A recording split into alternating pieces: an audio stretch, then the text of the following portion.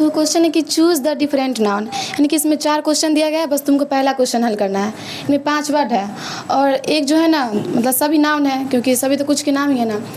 तो इसमें ना एक है सबसे अलग है, बाकी चारों सेम है, मतलब एक ही नाउन है 4 ठो और 1 ठो अलग नाउन है।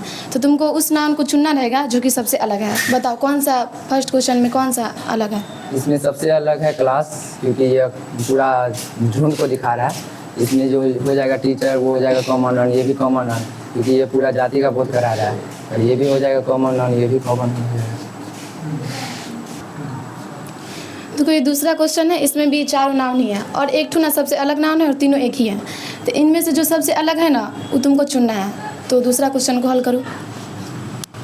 इसमें जो ये म्यूजिक है सबसे मतलब अलग है, और ये जो है मतलब एब्स्ट्रैक्ट नाउन है, और ये सिंगर जो है ये हो जाएगा कॉमन नाउन, और ये डांसर भी कॉमन नाउन हो जाएगा, और प्लेयर भी कॉमन नाउन हो जाएगा। तो तुम्हारा तीसरा क्वेश्चन है और इसमें 5 वर्ड दिए गए हैं और इनमें जो है ना 5 वर्ड में एक सबसे अलग नाउन है, वो तुमको चुनना है। बताओ कौन सा है? इसमें तो पहला है बॉय, यानी कि लड़का। लड़का करने से लड़का की पूरी जाति का बोध होता है, यानी कि ये हो जाएगा कॉमन नाउन। और चाइल्डहुड यानी कि बचपन की अवस्था, इसमें इसको हम देख या छू नहीं सकते, यानी कि भाववाचक है, यानी कि एब्स्ट्रैक्ट नाम। ये एब्स्ट्रैक्ट नाम हो जाएगा और ये कॉमन नाम। और यहाँ पे गर्ल, गर्ल यानी लड़की कहने से भी लड़की के पूरी जाति का बोध होता है, यानी कि जातिवाचक नाम हो जाएगा, जिसे इंग्लिश में कॉमन नाम कहते हैं। तो ये भी कॉमन नाम हो जाएगा। और सन, सन मीन्स बेटा। बेटा कहने से भी बेटा की पूरी जाति का बोध हो जाएगा, तो यहाँ पे भी बेटा कॉमन नाम हो जाएगा।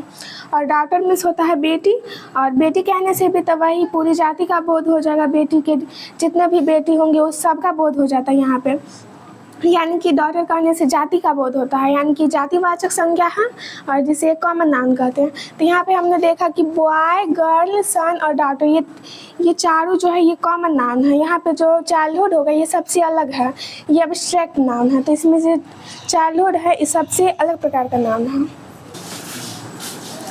तो इसमें से चूज़ करना है डिफरेंट नाउन को। लास्ट सवाल बच गया है, इसमें से अब तुम बताओ कौन सा डिफरेंट नाउन होगा। अभी 5 वर्ड्स दिए गए हैं, milk, ink, tea, coffee, bread और एप्पल।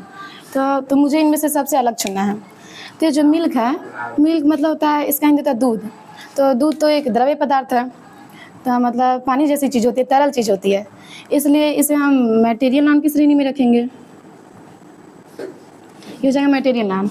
और इंक, इंक मतलब होता है स्याही। स्याही भी जो होती है वह द्रव्य होती है, तो ये भी हो जाएगा मटेरियल।